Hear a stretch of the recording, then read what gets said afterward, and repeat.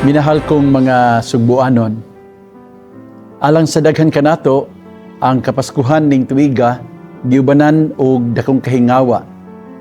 Tungod sa kasinatian sa makusog nga linog, ug sa dakong baha nga miigo ug nakaguba sa daghang mga komunidad. Daghang panimalay ang nadaot, daghang panginabuhian ang naapektuhan, ug daghan ang naangol, daghan pagyong kinabuhi ang nakalas. Apan bisan pa niining mga pagsulay, aduna gihapon kitay rason nga magpabiling malaumon, kung dili manggani malipayon.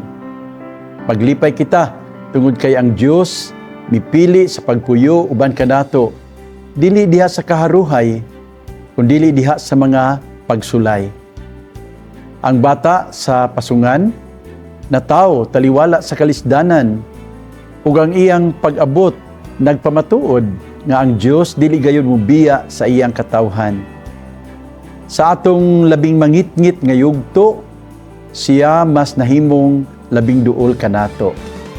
Akong panghinaot nga niining Paskuha, atong makaplagan ang paglaom diha sa atong pagtuo, kusog diha sa atong pag-ampo, ug kalipay diha sa atong pagtinabangay ug paghigugmaay sa usag-usa.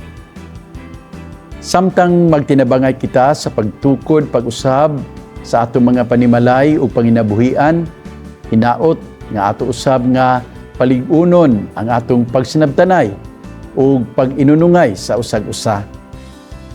Ang pagkatao sa Batang Hesus magdala unta og kaayuhan sa atong mga samad, kalinaw sa atong mga kasing-kasing ug bag-ong paglaom sa atong katilingban.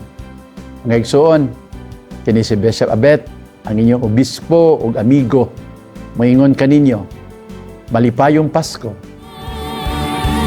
Kuyo kita ning panahon.